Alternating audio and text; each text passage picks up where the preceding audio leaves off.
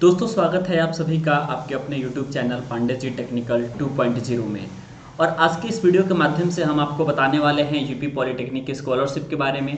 Scholarship आपकी कब से आएगी और इसके साथ ही साथ स्कॉलरशिप के लिए आपको फॉर्म कैसे भरना है। ठीक है, आप चाहें तो आप अपने स्कॉलरशिप के लिए फॉर्म जो है अपने मोबाइल फ़ोन से भी भर सकते हैं, लेकिन मैं आपको ये बात सजेस्ट नहीं करूँगा कि आप लोग अपना स्कॉलरशिप का फॉर्म मोबाइल फ़ोन से भरें। ठीक है, क्योंकि काफ़ी सारी चीज़ें होती हैं, आपको प्रिंट आउट भी लेना होता है, तो ये सारी चीज़ें जो है मोबाइल के माध्यम से नहीं हो सकती।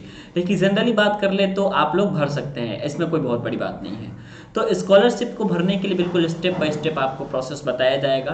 अगर आप इस प्रोसेस को फॉलो करते हैं तो निश्चित तौर पर आपकी स्कॉलरशिप जो है वो कभी भी डिस्ट्रिक्ट वेलफेयर कमेटी से, समाज कल्याण विभाग से कभी भी आपकी स्कॉलरशिप रिजेक्ट नहीं होगी। ठीक है, बिल्कुल स्टेप बाय स्टेप हम सारी बातों को बताएंगे। तो सबसे पहला जो स्टेप होता है आप लोग के स्कॉलरशिप का, तो स्कॉलरशिप का सबसे पहला स्टेप होता है वो आपका रजिस्ट्रेशन का होता है। ठीक है, रजिस्ट्रेशन आप कभी भी कर सकते हैं, अभी भी जा करके कर सकते हैं। ठीक है, क्योंकि रजिस्ट्रेशन में बहुत सारी चीज़ें नहीं लगती हैं। और रजिस्ट्रेशन आप जब भी करें तो आपको बता दें upscholarship.nic.in यानी कि उत्तर प्रदेश सरकार के ऑफिशियल वेबसाइट पर ही आप रजिस्ट्रेशन करेंगे। ठीक है, इसके अलावा मैं आपको बता देता हूँ क्या क्या चीज़ें जो नॉर्मली है वो आप लोग को लगना चाहिए यूपी पॉलिटेक्निक का स्कॉलरशिप यदि आप भर रहे हैं तो, या फिर यूपी में स्कॉलरशिप आप फॉर्म फिलअप कर रहे हैं तो इसमें आप लोग का पहले मोबाइल नंबर होना ज़रूरी है। क्योंकि आप जो भी मोबाइल नंबर आप वहाँ पर ऐड करेंगे अपने स्कॉलरशिप के फॉर्म में, उस पर मोबाइल नंबर पर एक मैसेज आता है, एक OTP फॉर्म आता है आप लोग का। ठीक है, तो वो भरना पड़ता है। और इसके साथ ही साथ जब भी स्कॉलरशिप आपकी ट्रांजैक्शन होती है आपके खाते में, या फिर आपका किसी कारण से यदि डिस्ट्रिक्ट वेलफेयर कमेटी से यदि आपकी स्कॉलरशिप वेरीफाई नहीं होती है तो उसका टोटल इन्फॉर्मेशन जो है ये इसी माध्यम से दिया जाता है, मतलब आपके मोबाइल मैसेज के माध्यम से।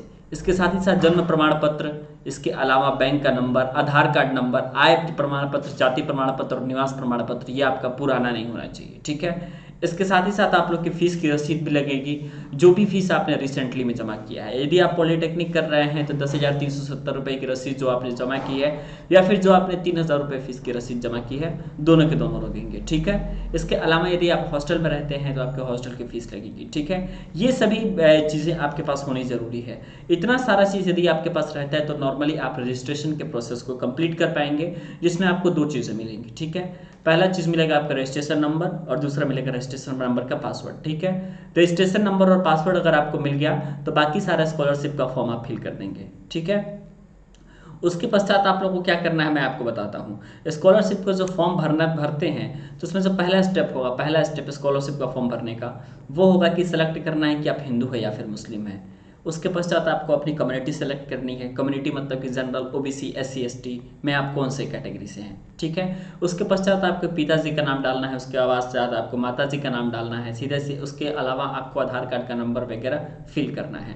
ध्यान रहे पिताजी का नाम और माताजी का नाम आप बिल्कुल भी वही डालेंगे जो आपके आधार कार्ड में भी है और साथ ही साथ आपके हाई स्कूल के सर्टिफिकेट में भी है। ठीक है, क्योंकि बेसिक वहाँ पर जो डॉक्यूमेंट मिलाया जाएगा वो आपके हाई स्कूल के सर्टिफिकेट के माध्यम से मिलाया जाएगा। ठीक है, तो इतना फॉर्म फिलअप करने के बाद आप जब आगे बढ़ेंगे तो आपको पता चलेगा कि एक कॉलम रहेगा, उस कॉलम में लिखा रहेगा कि आप हॉस्टल में रहते हैं या नहीं।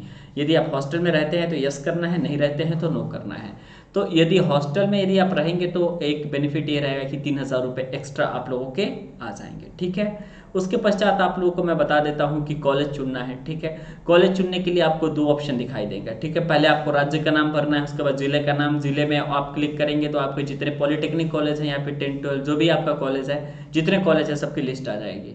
और उसके पश्चात आपको अपने डायरेक्टली नाम सर्च करके आपको अपने कॉलेज का नाम फिलअप कर देना है। ठीक है, फिर आपसे ब्रांच पूछा जाएगा, ब्रांच में आप किस ब्रांच में स्टडी करते हैं, कौन से पॉलिटेक्निक में स्टडी करते हैं। इसके अलावा मैं आपको बता देता हूँ कि ट्यूशन क्लासेस, ट्यूशन फीस आपकी भरी जाएगी कि ट्यूशन फीस आपकी कितनी है। ठीक है, वो आपके कॉलेज में जानकारी दी जाएगी, ट्यूशन फीस ये लोग कितना ले रहे हैं, साथ ही साथ मेंटेनेंस चार्ज आपका कितना लग रहा है, ये सभी बातों की जानकारी आप लोग की जो है वो कॉलेज में मिल जाएगी। ठीक है, इतना बात आप लोग का क्लियर हो गया। और ये सारी चीज़ों को बिल्कुल मैं आपको बता देता हूँ कि ट्यूशन फीस और मेंटेनेंस फीस ये बिल्कुल अपने मन से नहीं भरना है। हर कॉलेज के लिए बताया जाता है कि भाई 12,750 इस कॉलम में भरना है, 10,350 इस कॉलम में भरना है। ठीक है, तो ये सारी बातें आपको फिल करनी है बिल्कुल कॉलेज के हिसाब से। ठीक है, जैसे ही मिलता है ट्यूशन फीस और मेंटेनेंस फीस वगैरह तब जा करके आप लोग अपना फिल कर सकते हैं फॉर्म। फिलहाल के लिए आप लोग अपना रजिस्ट्रेशन कर सकते हैं। ठीक है, उसके पश्चात आप लोग को कुछ ऑप्शन हाँ या ना में जवाब पूछा जाएगा, जैसे कि आप मैरिड हैं या अनमैरिड है, ये सारे सवालों का जवाब। ठीक है, आय प्रमाण पत्र आपका बिल्कुल क्लियर रहना चाहिए, रिसेंट का रहना चाहिए, ठीक है। ऐसा नहीं कि 4 साल पुराना लगा देंगे तो वेरीफाई नहीं होगा, ठीक है। उसके पश्चात सेव एंड कंटिन्यू के बटन पर आपको क्लिक करना पड़ता है। सेव एंड कंटिन्यू के बटन पर क्लिक करेंगे तो सबसे बड़ा बेनिफिट ये होगा कि आप लोगों को ये पता चल जाएगा सेव एंड कंटिन्यू के बटन पर क्लिक करने के पश्चात कि यदि आपका कोई चीज़ें आपने गलत लिख दी हैं, कुछ फॉर्म में आपने गलती कर दी तो बाद में उसको आप सुधार सकते हैं। लेकिन सेव एंड कंटिन्यू के बटन पर यदि क्लिक आपने एक बार कर दिया और उसके बाद आपने यदि सबमिट कर दिया तो सबमिट करने के पश्चात रिसेंटली आप उसको सुधार नहीं सकते।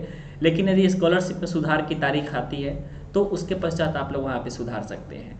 आपका फॉर्म रिजेक्ट हुआ है कि रिजेक्ट नहीं हुआ है, आपके यहाँ पर स्क्रीन पर देख रहे होंगे एक कॉलम लिखा हुआ है यहाँ पर स्टेटस।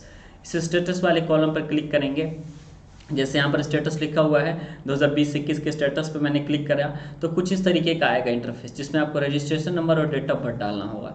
तो रजिस्ट्रेशन नंबर और डेट ऑफ बर्थ डाल देंगे तो आपको स्कॉलरशिप का पता चल जाएगा कि स्टेटस क्या है, ठीक है। तो स्टेटस भी जानना आप लोगों को ज़रूरी है कि कहाँ से वेरीफाई हुआ है या वेरीफाई नहीं हुआ है, ठीक है। तो इस तरीके से आप टोटल अपने स्कॉलरशिप का फॉर्म स्टेप बाय स्टेप भर सकते हैं।